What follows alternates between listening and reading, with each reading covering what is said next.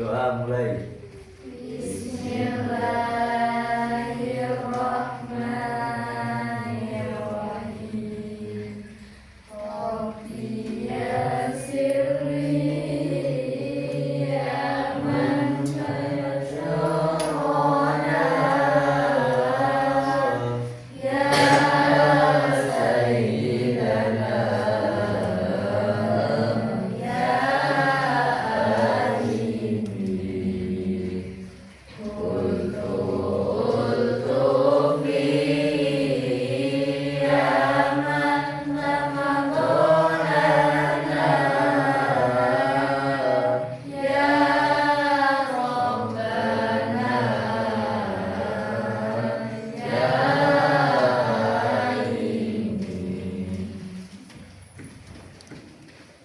Terima kasih sudah mengawali hari ini dengan doa.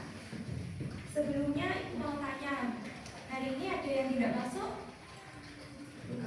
Tidak, alhamdulillah. Baik, patut kita syukuri anak-anak, kita dapat berkumpul di sini dalam kondisi sehat walafiat. Jadi ibu tidak perlu absensi ya, semuanya sudah masuk. Oke? Sebelum pembelajaran, mari kita melakukan kesepakatan kelas dulu. Ada yang mau menyampaikan 3 kesepakatan kelas? Yang pertama, apa kesepakatan kelas yang pertama? Apa? Aja. Tidak keluar kelas saat jam pelajaran. Tidak keluar kelas Saat jam pelajaran. saat jam pelajaran.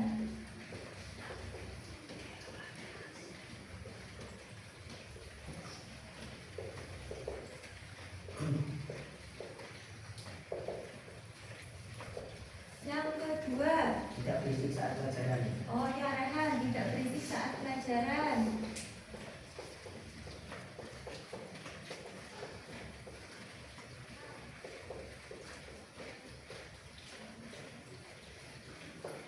Yang ketiga, yang terakhir, siapa yang mau mengajukan kesepakatan kelasnya? Belajar dengan sungguh-sungguh. Rizky, belajar dengan sungguh-sungguh.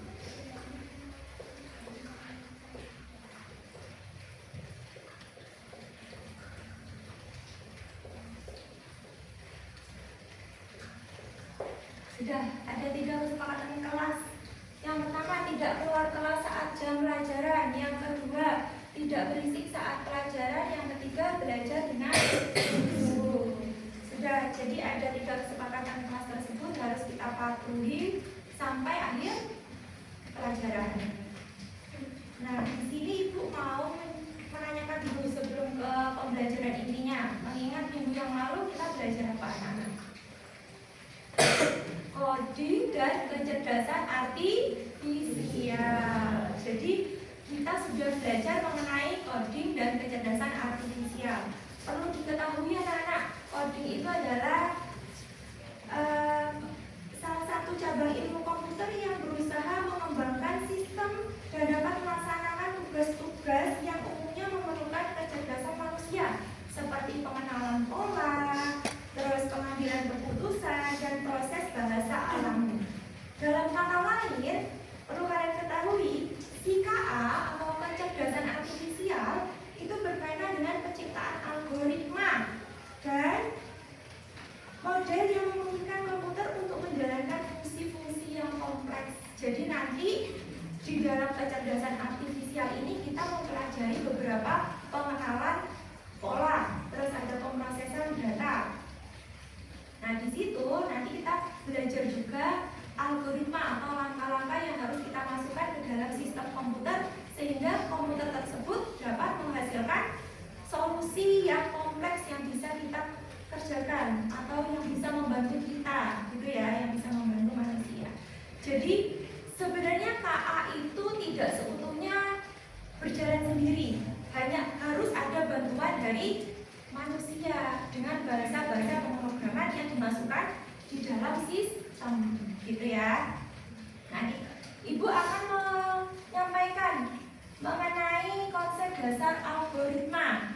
Jadi algoritma yang kita masukkan ke dalam sistem komputer, terus si komputer tersebut akan menghasilkan solusi yang lebih efisien yang kita butuhkan.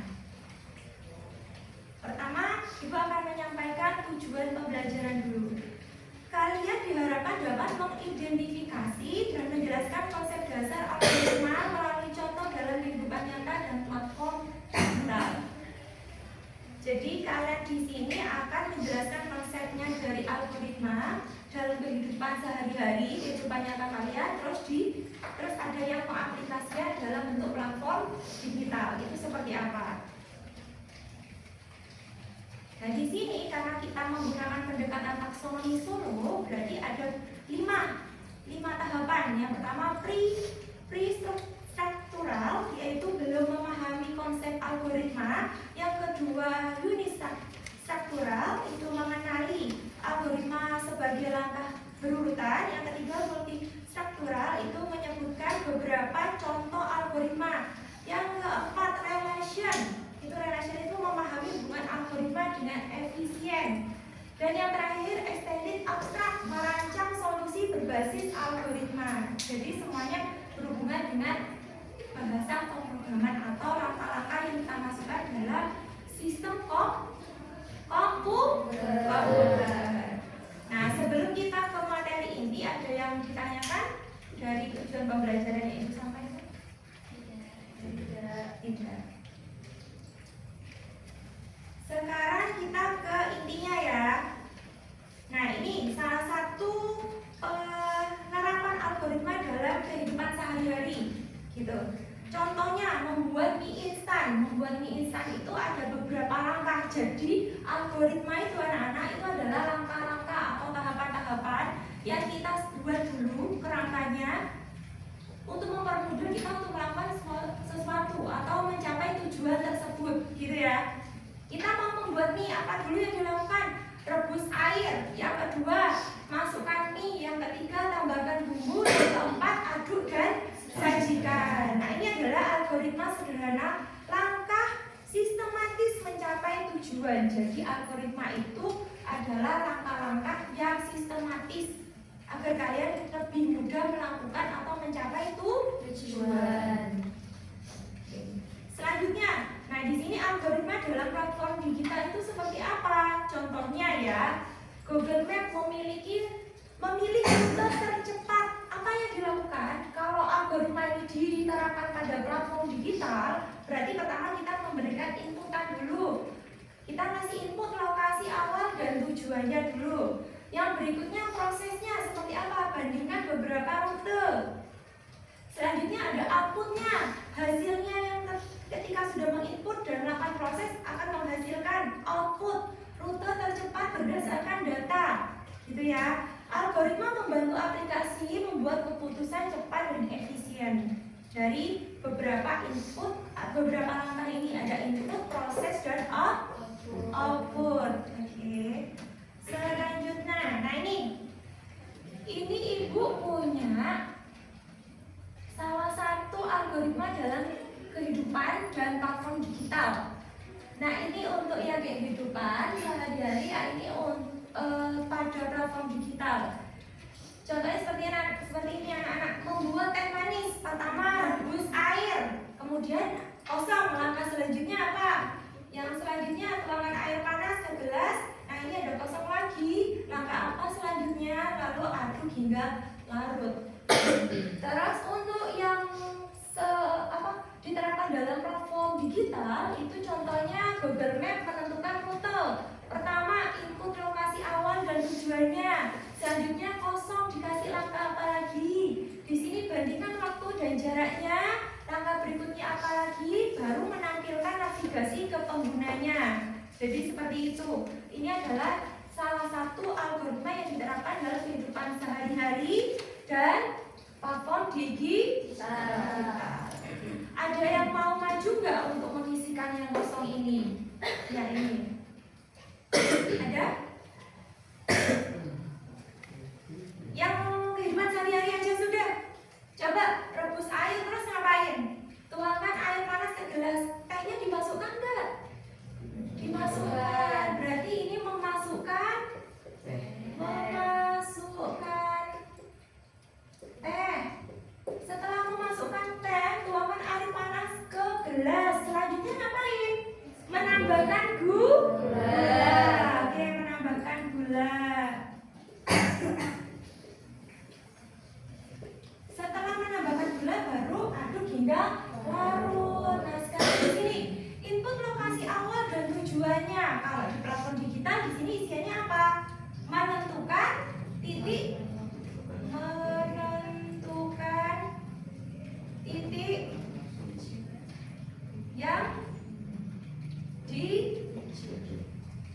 dituju boleh. Yang dituju. Selanjutnya bandingan waktu dan jaraknya. Yang selanjutnya apa?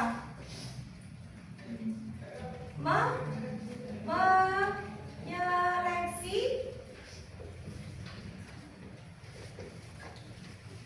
hasil tampilan. Menyeleksi hasil tampilan baru tampilan navigasi ke pengguna. Habis diseleksi baru ditampilkan ke navigasinya, ke penggunanya, maaf.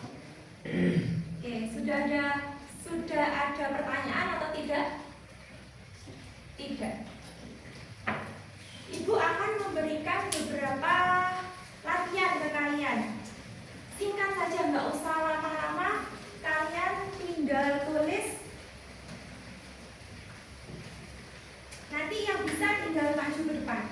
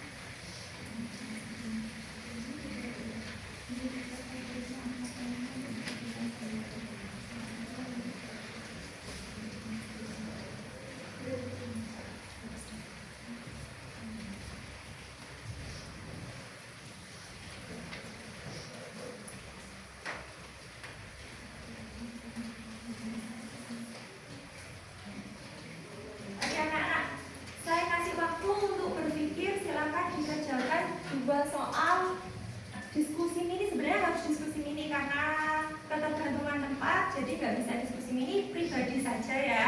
Yang selanjutnya rekaman itu silakan dikerjakan yang bisa. Nanti kalau sudah selesai ada yang maju, silakan ibu persilakan untuk maju menyampaikan hasilnya.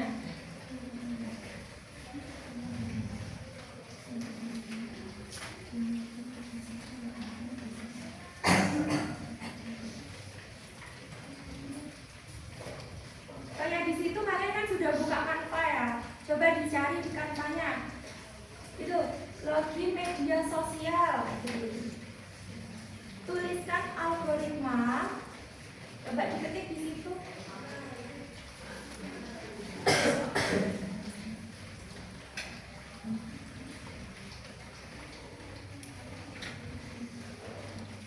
Tuliskan algoritma login media sosial, terus enter.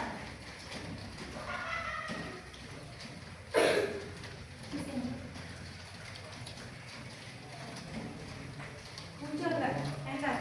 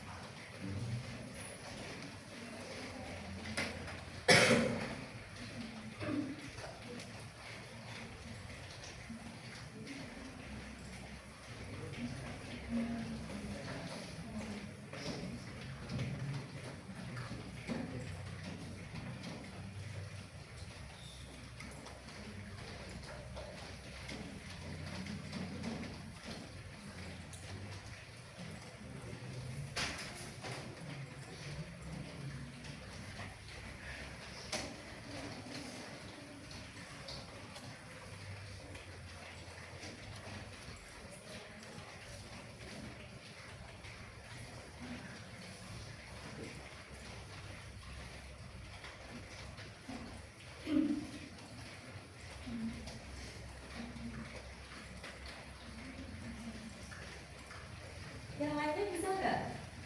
Bisa nggak anak-anak?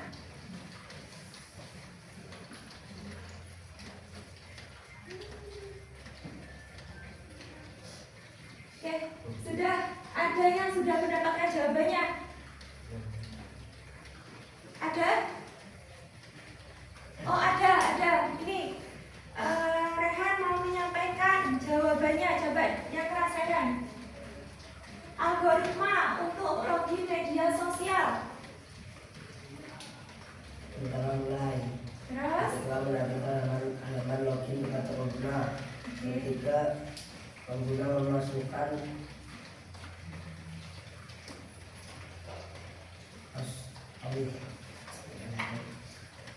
username dan password. Terus sistem menerima input username dan password.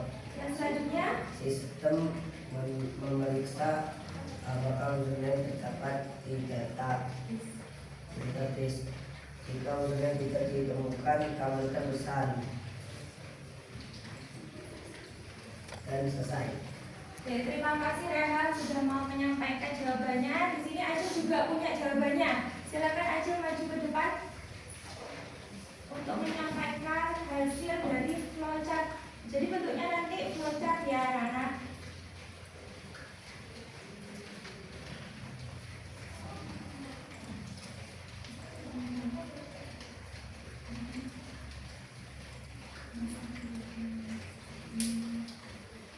Dari bahasa algoritma dimulai dari membuka aplikasi media sosial, lalu memasukkan username atau email agar dapat masuk ke dalam akunnya.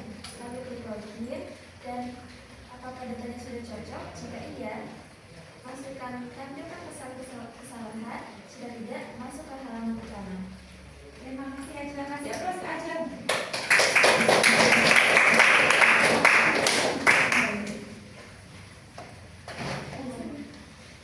Oke anak-anak, jadi dari LKPD yang saya kasihkan tadi itu mengapa algoritma penting dalam TikTok, Shopee dan lain-lain? Ini jawabannya.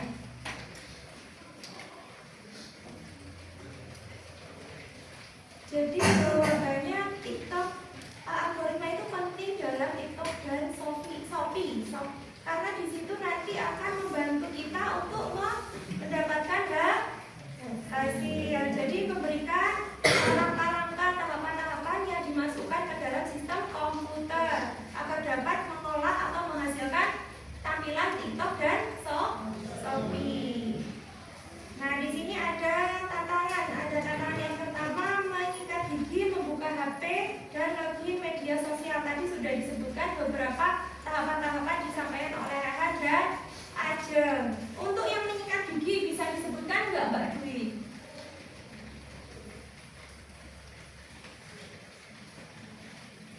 Di situ aja. Jadi langkah-langkah menyikat gigi itu yang pertama selesai sikat gigi, yang kedua tambahkan pasta gigi terlebih dahulu, yang ketiga sikat gigi selama 2 menit, yang keempat kumur dengan air, yang kelima bersihkan sikat gigi. Oke, terima kasih. Nah, di sini saya akan memberikan refleksi singkat. Apa kesamaan antara membuat mie instan dan cara kerja Google Maps? Semuanya memiliki keduanya memiliki kesamaan, tapi di sini ada beberapa inputan yang harus berbeda-beda.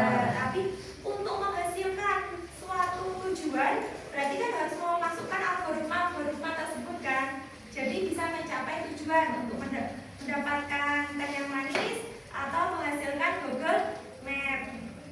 Oke anak-anak, kesimpulannya keduanya itu menunjukkan bahwa algoritma bukan hanya konsep digital, tapi juga terjadi pada aktivitas sehari-hari. Selama ada urutan logis dan tujuan yang jelas.